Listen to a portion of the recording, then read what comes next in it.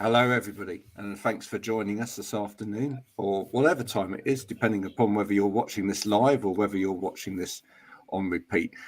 My name's Graham Coath, and I'm lucky enough to be the host of this conversation this afternoon. We're going to be talking about sobriety, and I have two people here that really know what this is all about. So, Laura, say hi. Hi, everybody. And we've got Lee. Thanks for joining us, Lee. Now, where's everyone coming from? So I'm from Liverpool, in case we all didn't know. My best posh Scouse accent I'll try and do. Thanks for having me on. I appreciate the opportunity, and I'm from the borough, Middlesbrough. There we go. So from my perspective, it's an all northern affair today. I'm at least representing the southwest of England this afternoon. Right. Tell us both a little bit about your journey to start off with in terms of getting away from the alcohol. So Laura, let's start with you. I have hit a year clean and sober today. It's my first birthday. How did it happen? It's never a quick story, is it? We know it's a progressive illness, and it was definitely that way for me. I don't know how it stopped being just party Laura, going out and having fun, and I could go home at the end of the night, to how it became not a party. I was sat drinking and using on my own and crying on my own. There was no party anymore. And I couldn't stop for the life of me. I couldn't stop for my husband, for my children, for my family. I couldn't stop. Once I got started, I was gone. And everybody asked me about what was kind of the wake-up call. I think, last year it was just, I realised my children are adults now. They're 22 and nearly 17. And I just always describe it that I was the child and they were the adults. And I wanted to change that. What about you, Lee? Lovely story, and congratulations first and foremost. It's really amazing when you see somebody recover and reach certain landmarks. For me, because addict for the past 21 years, my drug of choice was drugs, any drug. I would have reached my bottom. A normal person would have thought this isn't for them. When I'd overdosed on a number of occasions, lost teeth, lost houses, lost homes, relationship, went into severe debt, put dangerous positions to put myself into. Failed my children, who sadly were not enough to keep me clean sober for a long time. Getting stopped from seeing my children. But a year ago on Friday, God willing, I make that. I mean, I'm clean sober today, and that's all we can do, one day at a time. I started my last session a year ago today. Drink led to drugs, led to insanity, pain, misery, and just the insanity and pain of the past 21 years was just like, I couldn't defeat drugs. I couldn't defeat addiction. It beat me to an inch of my life a million times over, and by the grace of God, I'm still alive, mate. So I went into recovery. I reached out, asked for help, and one day at a time, I worked a program that was more difficult than taking drugs. It was harder for me going to meeting and working a program that was using drugs. Drugs was easy, because I could justify drugs, work hard, graft there. I'm stressed, I can have a blowout. I'm celebrating, I can have a blowout, and it always ended up with me back at home getting any drug, heroin, coke, whatever it was, posted from a letterbox and obliterating myself, mate. But today, I haven't used drugs, and today, I'm a good dad to my children, and here I'm going to celebrating my friend being clean. So, such an important message. Before we came on, I was talking to Laura, and earlier in the week, I did a little poll on LinkedIn. And I asked people about addiction, and it was amazing how many people said they didn't believe in addiction. I'd love to hear your viewpoint on that, because clearly, I think there is addiction. Laura? Do you know what? I'm just back from my home fellowship meeting today, and we spoke about this in some respects today, and it's about trying to make people understand, trying to get family and friends to understand. You can't actually get people to understand. For many of us who've gone through this, we've promised it time and time again. Every time that we've gone down that route of drinking and using and whatever, carrying on woefully, ruining everybody's lives, just causing mayhem, madness, and chaos everywhere. We promised that. We've actually believed it ourselves when we've gone, I'm not going to do that again. Next time will be different. This time will be different. I'll stop. So it's really, really hard. You can't force anyone to understand. And the worst thing I think that we could do as addicts in recovery is to try and make people understand. I hope to God that anyone, it doesn't matter whether I like them or don't like them, I don't want anyone to ever go through this. I would not wish it on my worst enemy. As Lee said, recovery is really hard. If you think being an addict is hard, having to come into recovery, and for people who don't know, we have to get honest about everything, and we've never been honest in our lives. We have to make so many amends to people. We have to go to them, and even stuff that people didn't know that I'd done to them, I went and told them. Like, you've just made amends then, you know what I mean? So it's a work in progress. Every single day we work this. We work it from when we get up in the morning till when we go to bed of a night, and just try and put it right. We just try. That's all we can do is every day just try and make amends every single day. We can't go back. We can't do anything about the past. We've just got to go forwards every single day. So yeah, I think you can't try and make anyone understand addiction, and I just hope that they never have to understand it either. That's a really good point. Lee? Yeah, I mean, you couldn't sum it up any better than Laura just did, Graham, mate. It's I agree with everything you've just said. I think from my point of view, part of the recovery is to say that we're powerless to places, people, things, and also, like, we don't need to convince everybody that it is a disease. But what I would say is, I can only speak about myself, and getting drugs posted through a letterbox, taking drugs, taking it off the floor, like just some of the crazy mental situations that has to be some sort of illness to allow a person, a human being, to reach animal level, and live in that way. So I choose to believe it is a disease.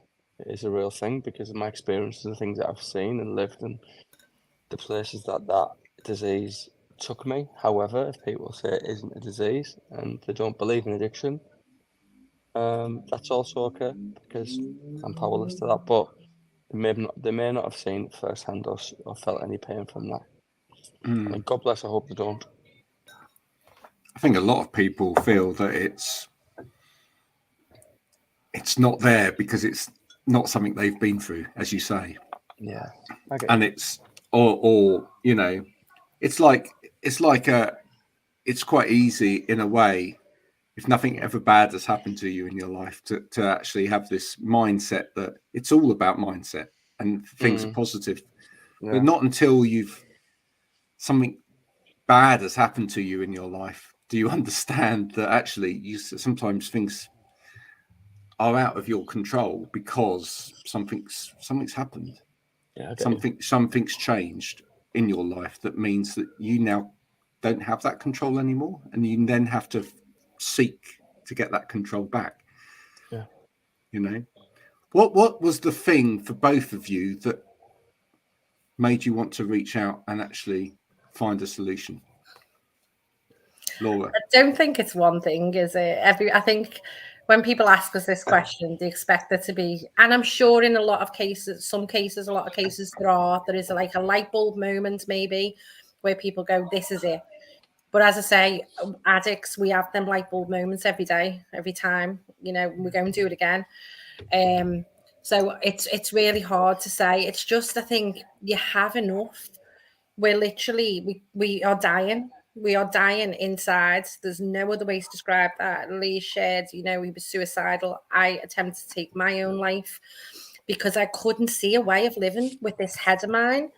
I was like, I can't get out my head. I've got this head forever, and I sod this. I'm not doing another X amount of years with this. I can't do it. I physically can't. It's a really scary place. Like we talk a lot in recovery about we don't really have a drug or alcohol problem. We have a me problem. We have a problem with ourselves. For a lot of us, there's been a hell of a lot of trauma in the past, and there certainly has. But the problem is always with us. The drugs and alcohol are just a result of that. It's just what happens. It's just the way it goes.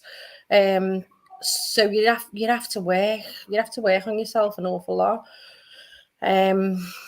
Yeah, I don't know where I was going with that. Just lost my train of thought a little bit. But there's recovery is a word that's thrown around a lot as well.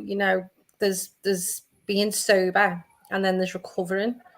For me, I didn't just want to stop drinking and stop using. I wanted to be able to live life, like the saying is, live life on life's terms. I wanted to just have peace. I wanted to have a night's sleep. I wanted to have a day where I wasn't run around filled with anxiety and guilt and shame and everything else. And I thought, that's recovery is, I've tried everything else. I'm going to go and give it a go, because what else have I got? It's this or it's the worst. I'm gonna twist that around and ask Lee, really, when you were at your worst, how much did you try and deflect your problems onto everybody else? It was their problem, not yours. Yeah. Well, I get what you're saying. It's a really good question, that, mate. Thanks for giving me the difficult one. When I was at my worst, the crazy thing about when people say about being at your worst, I overdosed on a number of occasions, suicidal on a number of occasions. My conduct on every level, when I was high or on a come down,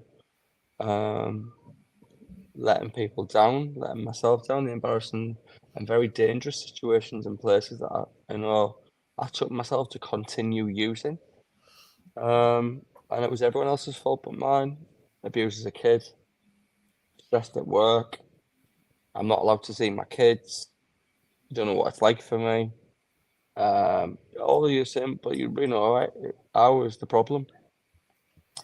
I've got a spiritual illness, and to reach out and ask for help was the absolute most one thing that I'm proud of. We do a list of assets in recovery, and I couldn't write one. That blew me away. That was the most hardest thing about recovery, is writing assets down, because I was like, my kids. Yeah, but that moment then when you did actually reach out and ask for help, what did that actually feel like? We chased my company. My addiction's been my greatest gift at my work, because I entered this industry of life insurance 15 years ago, homeless, toothless, not even a big shirt on my back that I wash in a bathtub every single night on a training course to take a self-employed job.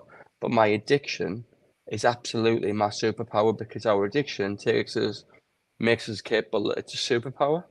Like in the industry I'm in, without being rude or disrespectful anyway, because I absolutely everything I've got to my higher power, I've got a cheat code than everyone else, because I'm obsessive.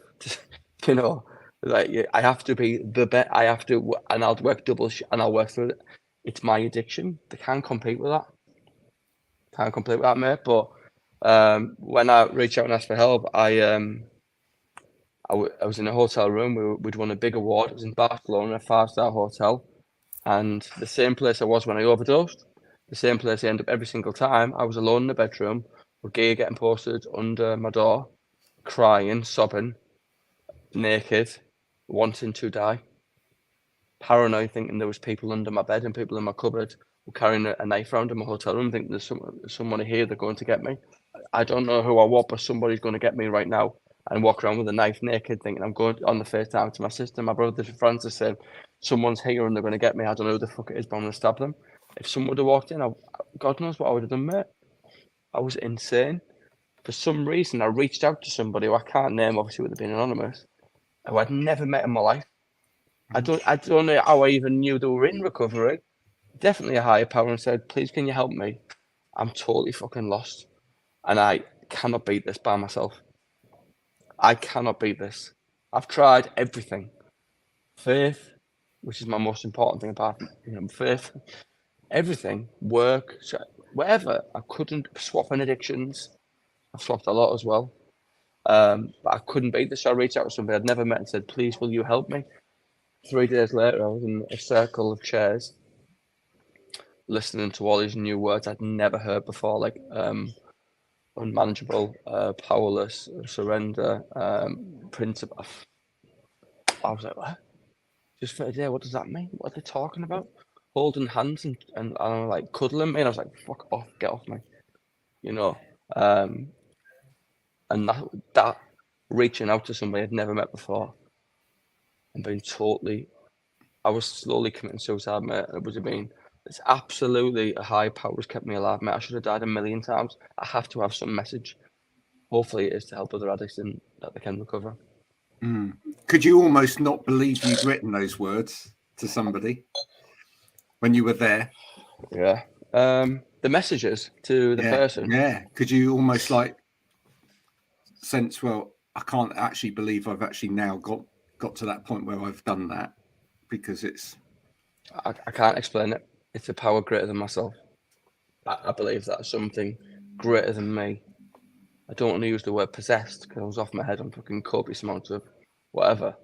Something in a foreign saved country. You. Something saved you.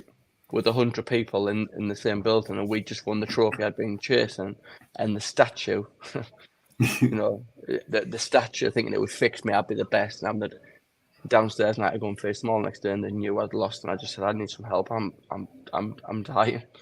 I am dying, and I can't do this anymore. I'm completely lost. So although now I drive a nice car, which God gave me, and I've got a nice house, I'm not homeless no more. I've now got teeth that I paid for and everything else. I still end up in that same position though, Laura. I was still that same addict, wanting to die in a room by myself with a knife, thinking somebody's following me. How can that not be a disease? Yeah. So I don't know why I reached out to somebody I've never met before. I can't explain that. That's a higher power than me. What about you, Laura? Could you believe it the moment you actually reached out? Could you actually? No, not was it kind of really. surreal in a way, you know, because you knew that you had something told you had to do this. Something inside you told you had to do this, but probably every part of your being was telling you no. Yeah, but I was still very much on the fence when I first went into recovery of, am I an alcoholic, an addict? Am I bad enough? Like when I sat down and told, well, that's what we think. We put ourselves like on pedestals against everyone else, and we when we're still sick, when we're still in the madness, we, you know, like I always thought of the classic like alcoholic, some old fella drunk on a park bench. But I still had a business, I still had a house, I still had my family. So I was diagnosing myself as not an alcoholic. Maybe I've got a little bit of a problem. I'm binging a little bit. And when I looked at the reality, when I started to come round and see how insane I was, as Lee has described, I actually went to my first fellowship meeting because somebody in the public eye, local to me in Liverpool, shared about this meeting. And I'd always respected this person. And I thought, you know what, that's 5-10 minutes down the road. I'm going to give this a go. And I'd told myself, well, because I went in last May, a year ago today, and I was turning 40 at the end of August. So my head was going, just go and get a little bit of a break, a few days, maybe a week or two, like off it all. And then you'll be all right. Because I was like, I can't possibly turn 40 without a weekend bender. Like, how's that going to happen? And then, do you know what? Like, obviously, I just gave me all to the program, like was explained to me by a lot of other people with a lot of years of sobriety and clean time. And the more I worked each step, you'll have heard the 12-step program. The more I went through each step, I could see I was exactly like every other alcoholic and addict in the room. I was exactly that. I was the definition. You know, and then I got light bulb moments along the way. Like after each step, Lee will have gone through this and understood this. Each step's quite a powerful step. It's what we say, like getting clean and sober, one thing. Doing the whole recovery program. Jesus Christ, God forgive me. Like it's hard. You've no idea what someone goes through for recovery, how much work they have to do. Like this past year, I've changed everything and everything's changed, you know, absolutely. It's like, it's not as easy as some of us can make it look. I always try and get that message across on LinkedIn. Don't think you can just come in and go, yeah, I'm going to get clean and sober and everything's going to be amazing. It doesn't work like that. You know, you'd have to live a life that will keep you clean and sober. And the only way, in my opinion, is as Lee's described, is believing in a higher power. A lot of people can get freaked out with that. They can start to think, oh, if I need to believe in a God, they think it's like religious. It's not, you know, associated with any one religion. You just have to accept that you've lost all control. If I can't stop, no matter how much I tell you, you and you and you and you, and promise that I'm not going to do it, but then I still do it, then you've lost control. That's the definition of addiction, isn't it? You've lost control. You're addicted to something. Then you have to believe that something else is there. It's like people have shared in meetings before about electricity. We don't see it. We know it's there. We know it's doing something. I know if I press the switch on a plug now, something's going to happen, but I don't see what's happening. You've got to believe that there's something there, whatever that is, of your understanding, a higher power of your understanding. And it shows itself all the time. Like Lee said, you know, after every single step I went through, I just started to see it all happen.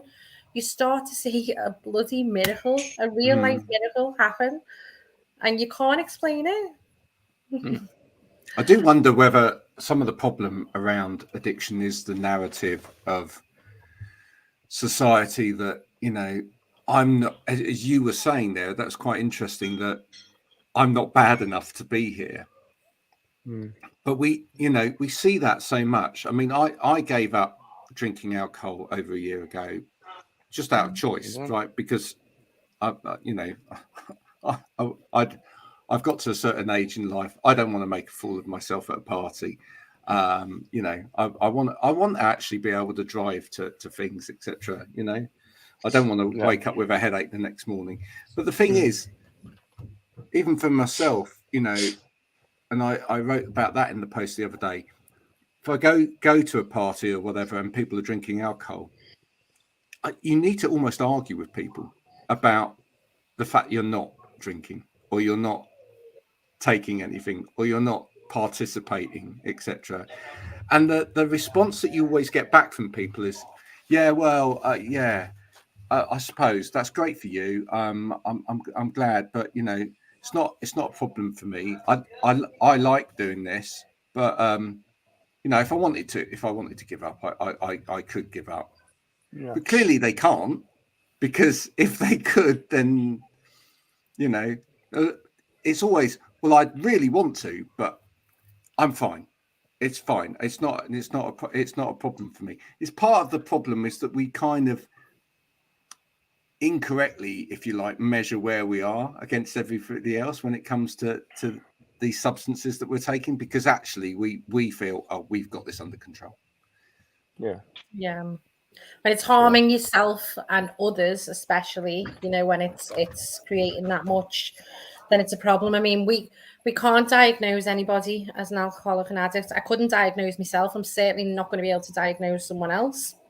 You know, we just have to, we get asked the question when we join recovery, you know, are we giving it up? Can we not stop? Have we lost all control? Do we want a new way of life? Yes, I bloody do. Yes. Yeah, I don't know if I did. I was like, I just wanted to stop taking drugs because I was sick of walking around my house thinking there was people in my house, thinking there was people following me, waking up to the madness I'd caused, having to drink a bottle of Jack Daniels and a strip of sleeping pills 3 days later, and thousands of pounds, and the lies I'd tell. and letting my kids down in the way that I looked and felt, and you know, I'd lost. It's a miracle that a higher power kept me alive. All you can describe it as. I mean, overdosed a number of times. Did I survive that? It's impossible. There's no way on earth I could have took the amount of drugs I'd taken and survive. It has to be a power greater than myself. I was unable to stop by myself. Talk about living clean. I was like, what are they talking about living clean? What is this living clean shit? Because the mad thing was, when I stopped taking drugs, I'm still mental.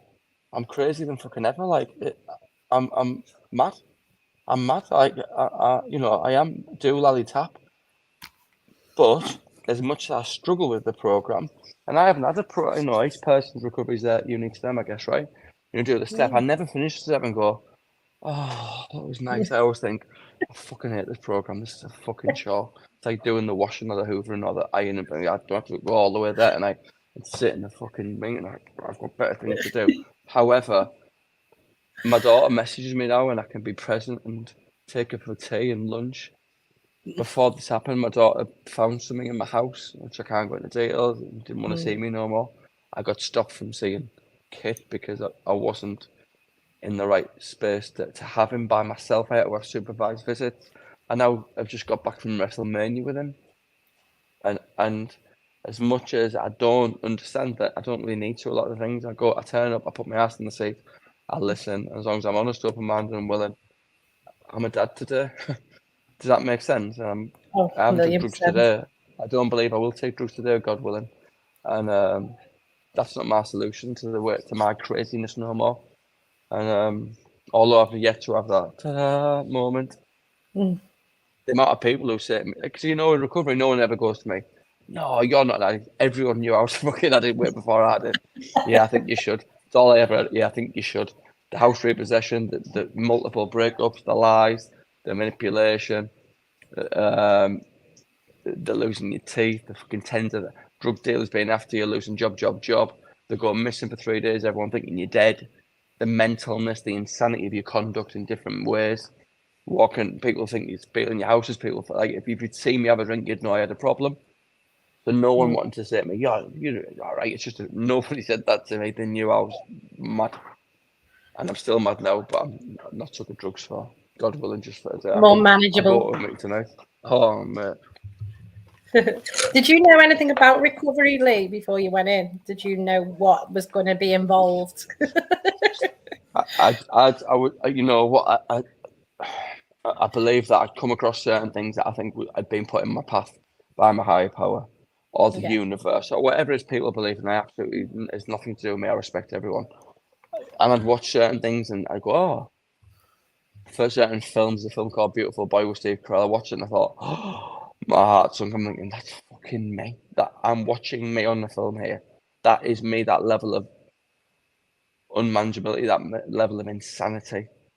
Like I was watching me, and then I watched a program called The Basketball Junkie, Chris Herron, and I was like, can you? This is me. Like, how did I even come across this? It's mental. I believe that was put in front of me. So I knew certain elements about it, but I didn't. When I got that first meeting, I was like, I remember walking out there more lost than ever, thinking, I definitely can't do this. And the amount of times I've sat there sobbing, thinking, I don't want to do this anymore. I hate it. Because I'm not like wanting to sit there with stage on and go, oh, isn't this beautiful, and hum and meditate and all that. It's just not me. I'm a bit of a misery. So like I haven't had them moments yet. And the amount of times my friends, 10, 11 of us went into recovery together, there's 2 of us left. Wow. And my 2 friends, and I can't say the names, but the amount of times they've said, no, you're going tonight, you can get out. Make sure you pick me up tonight, we'll bring you a tea, we'll sit down and we'll fucking see how, come on. But 2 of the people I went in there with, one of them was a very close friend of mine.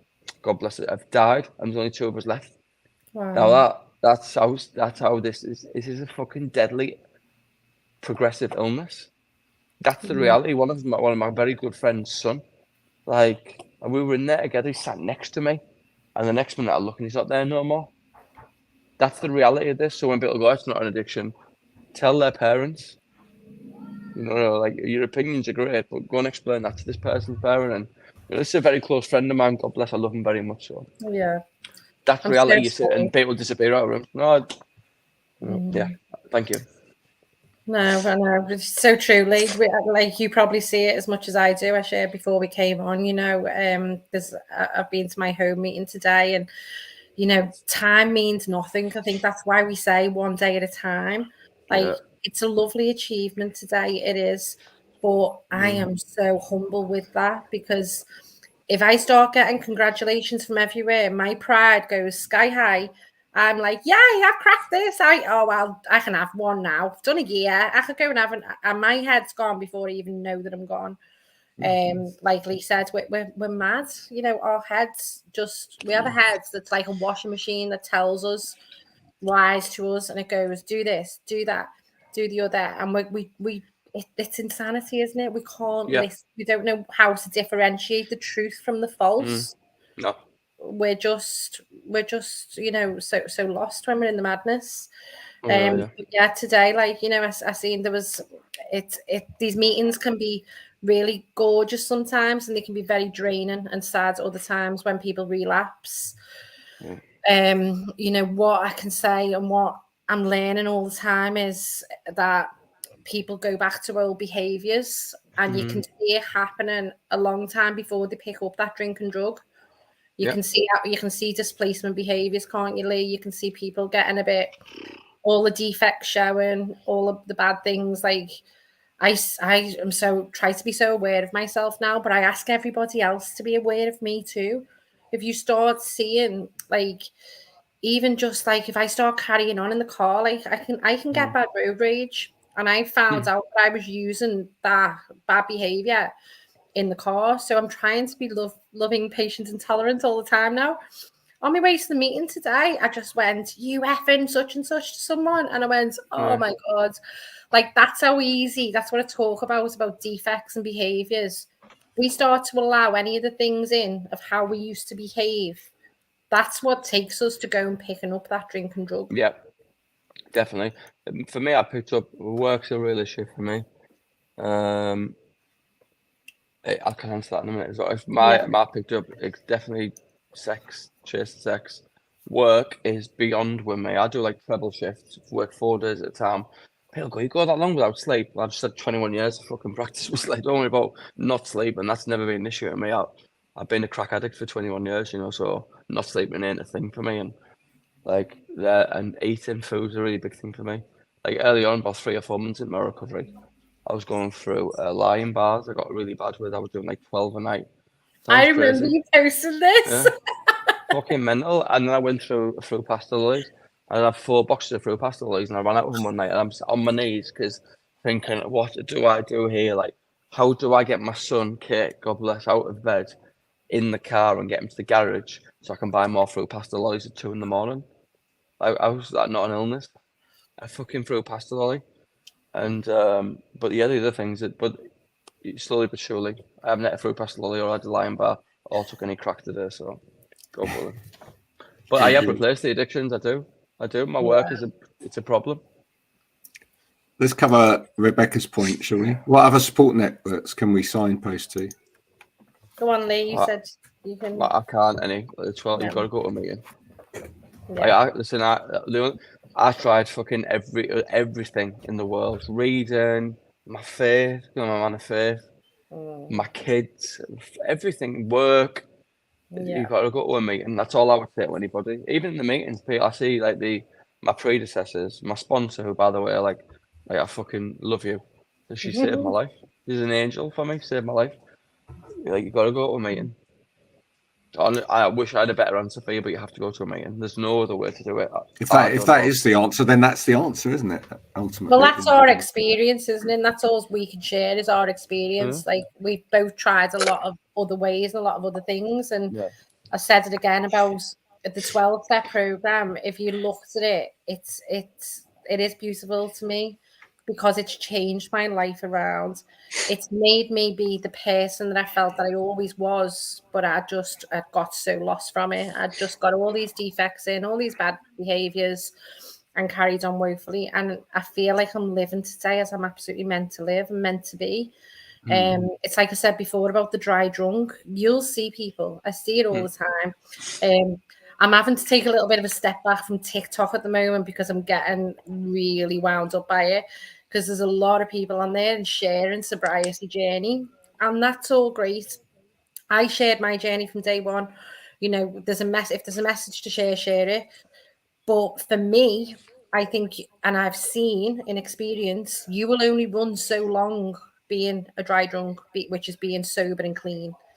People get 3 months, 6 months. I've heard of people going over a year, 2 years, getting a few years without a drink and a drug, but they've changed nothing. So one day, no matter how much you try and self-will and try and control that and try and say you've got it, it's going to get you in any one moment. That addiction is there. It's ready to come and take everything from us in an instant. It's ready to come to me now. If something goes on in my life, I'll share, like 2 weeks ago, like you'd think that now a lot of people think, oh yeah, oh, you've cracked it. I certainly haven't. I'm learning every day, and I'm going to be learning for the rest of my life. 2 weeks ago, like, you know, my job is in accountancy and bookkeeping.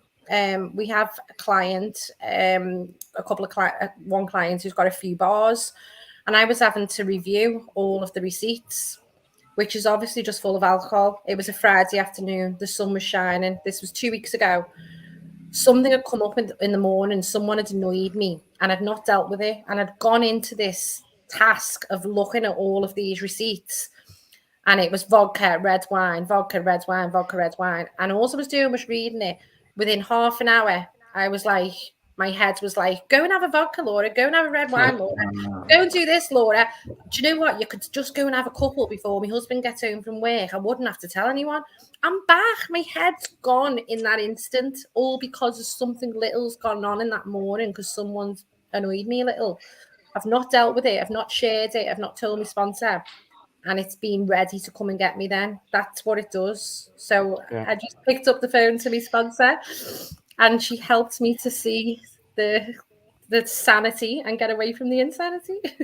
I want to ask you, because this could be quite controversial, but the thing is that a lot of people might say, well, you know, as people now that don't partake in drink or alcohol, drugs or alcohol or whatever, it's fine. You can continue to go to spaces where people do those things, because that's up, you know, it's up to you to control yourself or whatever. But in a way, do you think as society we need to start creating more spaces where people can go, where they know that it's a clean space?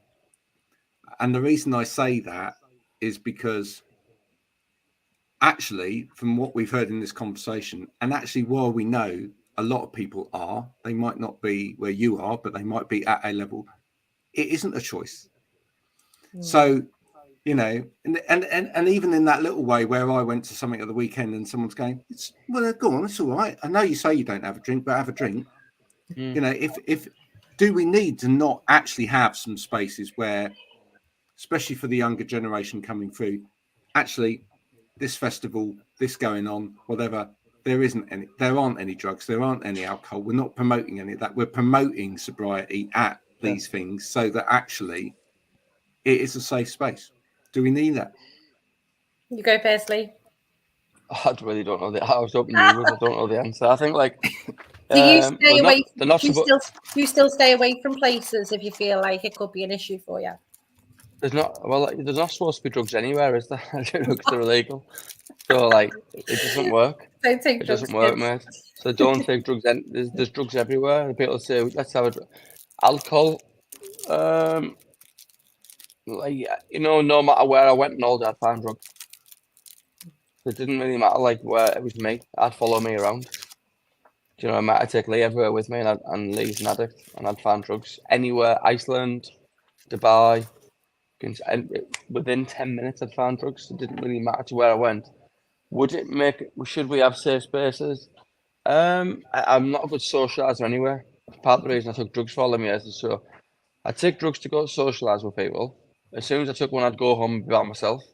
And now I'm clean and sober. I don't want to mix with anyone. I'm insane. I'm insane. So I don't. The thought of it, like, we do these things when I get in trouble a lot because they go, we'll all go for a meal together, and I think, oh, I want to die.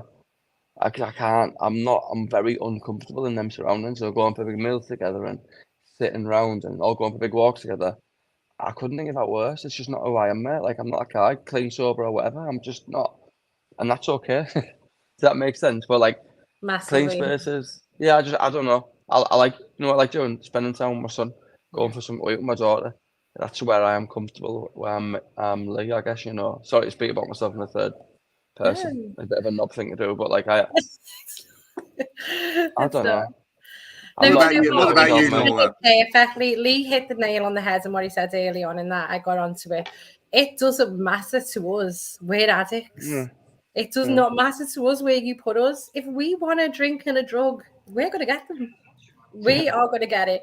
Really does not matter. Like, you know, if I want to go out now, I'm going out. No one's going But to what stop about as a Yeah. preventative thing to help people not become addicts in the first place? Because I think if we're putting people in situations where it's okay to do certain things, even if it's at an okay level, as society says it's at an okay level, we're still allowing some people to, if you like, you know, get an addiction. Yeah. Because Yeah. it's there. I mean, I get what you're saying, mate. I think, do you mind if I come in, Laura? Is that okay? No, go for it. Yeah. I get what you're saying, but if you think you could ever a country, a Muslim country like Saudi, for example, not going into the human rights issues there, but like, there's no alcohol. I don't believe in that country apart from going there. I would find alcohol and drugs there. But you put me on the moon, I'd find a dealer when I'm in that zone. When I said right at the beginning of the interview, mate, when we had a chat about my addiction to superpower at work, a lot of addicts are successful and do really well in other areas of health because we're so resourceful. We'd never say die. We find a way. But it'd be really difficult to put, say, this area here as a clean zone. Would it help certain addicts? It definitely does because there's alcohol-free bars and a lot of our, you know, my friends and from my fellowship, they socialise and do things like that together because it helps them. But I think maybe it's more of an educational point from a young age to speak about addiction and accept that it is a spiritual illness and speak, because it's already saying this area here is a drug-free zone, but every song, every film, all the good stories, every single celebration, all involves an element of alcohol, and as you get older, drugs. That, in my opinion, my experiences anyway. So Massively, yeah. I do think the tides is turning. I think there's a massive problem with alcohol and drugs in this country. You know, I've always shared about lockdowns. Lockdowns really did. I was always on my way, but lockdowns did escalate. I would say for me, it took me to a whole new level. But the government are never going to want to action the problem with alcohol and drugs. You know, everything that's bad in the world that costs the government money, for me, involves alcohol and drugs. That's people turning up pissed and out of it and needing a life saving at A&E. It's police on the streets. Everything's down. You know, everything that costs money is down to alcohol and drugs. But I've seen, certainly around recovery as well, there's people coming in at a young age now, and thank God they are. Like, it took me till nearly 40. But there's kids who are done now in their early 20s. They've done it from a younger age, and they've gotten themselves into a I can't control myself anymore situation, and they're getting in younger. But yeah, I totally agree. I don't know. It's not about the safe places, but I think a lot could be done around not making it as accessible. Yeah, no, that's a good point. Listen, let's finish today. Yeah. And it's been an amazing conversation to be part of. Thank you to both of you. So what would you both say to anyone out there who is suffering? Lee? I would say if you and only you can make this decision, if you're feeling pushed into it and everything, your heart's not there, you're not ready to get out, then no one can make you. I'd say be open-minded. I'd say go to a meeting, reach out, see what you can get from it, what you can take from it.